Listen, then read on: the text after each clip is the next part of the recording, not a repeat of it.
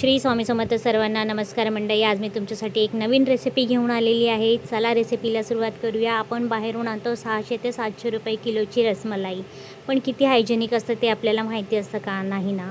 चला मग रेसिपीला सुरुवात करूया। बघू शकतात तुम्ही आपली रसमलाई किती स्पॉन्जी झालेली आहे आणि जिभेवर ठेवतात अलगद विरघळेल अशी झालेली आहे। जर का तुम्हाला पण अशीच रसमलाई बनवायची असेल तर व्हिडिओ अगदी शेवटपर्यंत बघा, कुठेही स्किप न करता। चला मग रेसिपीला सुरुवात करूया। इथे मी 1 लिटर गाईचं दूध घेतलेलं आहे आणि 2 लिंबाचा रस काढून घेतलेला आहे। दूध आता छान असं बॉईल झालेलं आहे। छान मिक्स करून घ्यायचं आहे। आता आपल्याला गॅस बंद करायचा आहे आणि थोडं थोडं करून आपण लिंबाचा रस घालायचा आहे। त्यानंतर आपण रसमलाईचा रस बनवण्यासाठी मी इथे म्हशीचं दूध वापरलेलं आहे अर्धा लिटर। ते मी पुढे व्हिडिओमध्ये तुम्हाला सांगेनच। आता बघू शकतात आपलं दूध फाटलेलं आहे। आता आपण कढईवरती एक रुमाल टाकायचा आहे कॉटनचा, त्यावरती आपण पनीर काढून घ्यायचं आहे आणि त्याच्यावरती थंड पाणी टाकायचं आहे। आंबटपणा पूर्णपणे निघून जातो आणि कुकिंग प्रोसेस तिथेच थांबते। त्यानंतर आपण असं गोल फिरवून घ्यायचं आहे। एकदा पाणी पूर्णपणे काढून घ्यायचं आहे। जास्त पण पिळायची गरज नाहीये, थोडंसं असं पिळून घ्यायचं आहे आणि त्यावरती काहीतरी वजन ठेवायचं आहे। तर इथे मी कढईच ठेवलेली आहे। कढईचं वजन खूप आहे त्यामुळे मी कढईच ठेवलेली आहे, बघू शकता तुम्ही। आता आपलं पनीर तयार झालेलं आहे, हे बघा। आता मी तुम्हाला इथे इम्पॉर्टंट टिप सांगणार आहे एक। याच्यामध्ये आपण 1 चमचा कॉर्नफ्लॉवर घालायचा आहे, जेणेकरून आपली रसमलाई पाण्यामध्ये टाकल्यावरती अजिबात फुटणार नाही। काय होतं की आपण पाण्यामध्ये टाकलं पाकामध्ये, त्यानंतर आपली रसमलाई फुटते। 5 मिनिटांमध्ये आपण झाकण ठेवलं की त्यानंतर आपली रसमलाई फुटते। जर का आपण याच्यामध्ये कॉर्नफ्लॉवर घातलं तर आपली रसमलाई अजिबात फुटणार नाही, अजिबात क्रॅक पडणार नाही। तुम्ही पुढे व्हिडिओमध्ये बघू शकता। आता पनीर छान असं मळून घ्यायचं आहे। एकदम हलक्या हाताने मळायचं आहे आपल्याला। तुमच्या आवडीप्रमाणे तुम्ही बॉल्स करू शकता। मी इथे चपटे केले होते, जशी रसमलाई असते तशीच केली होती मी, बघू शकता तुम्ही। आता त्याचं टेक्स्चर छान असं आता रेडी झालेलं आहे। आता आपण याला जसे हवे तसे आपण शेप देऊ शकतो।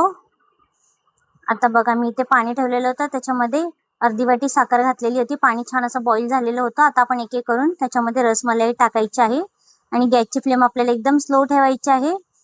आता साईज तुम्ही बघा, नंतर मी तुम्हाला साईज दाखवते त्याची साईज किती फुगलेली होते आपले रसमलाई। आता इथे मी रस बनवण्यासाठी कढई ठेवलेली आहे। इथे मी अर्धा लिटर म्हशीचं दूध वापरलेलं आहे।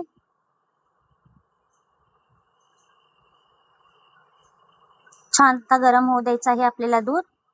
उकळी आली की त्याच्यामध्ये आपण केसर घालायचं आहे। आता आपण इथे ड्रायफ्रुट्स टाकायचे आहेत आपल्या आवडीप्रमाणे। इथे मी पिस्ता घेतलेला आहे, काजू बदाम घेतलेले आहे आणि वेलची घेतलेली आहे। वेलचीची पावडर करून घेतलेली आहे।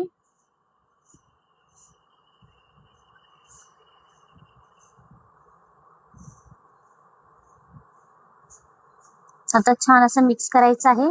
इथे मी 1 टीस्पून येलो कलर घेतलेला आहे, ऑप्शनल आहे।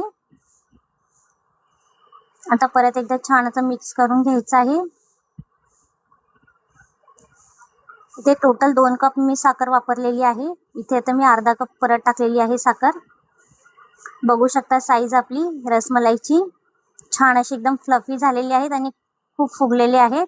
आता आपण याला चिल वॉटर मध्ये टाकायचं आहे। माझ्याकडे चिल वॉटर नाही होतं तर मी इथे आईस क्यूब टाकलेले आहेत। आईस क्यूब बघू शकता तुम्ही, एकदम त्याच्यामधला पूर्ण ऑइल खेचून घेतलेला आहे। आता ही रसमलाई आपल्याला हातावरती अशी प्रेस करायची आहे, एकदम हलक्या हाताने प्रेस करायची आहे। आता या दुधामध्ये आपल्याला ही रसमलाई टाकायची आहे। गॅस बंद केलेला आहे मी। आता मी पूर्ण रसमलाई त्याच्यामध्ये टाकलेली आहे।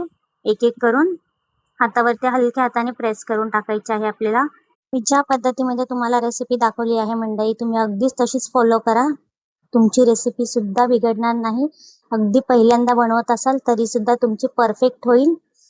ही सुद्धा पहिल्यांदा बनवत होती, ही रेसिपी एकदम परफेक्ट झाली होती मंडळी। नक्कीच तुम्ही ही रेसिपी ट्राय करा। चला बाय, जय महाराष्ट्र मंडळी, थँक्स फॉर वॉचिंग।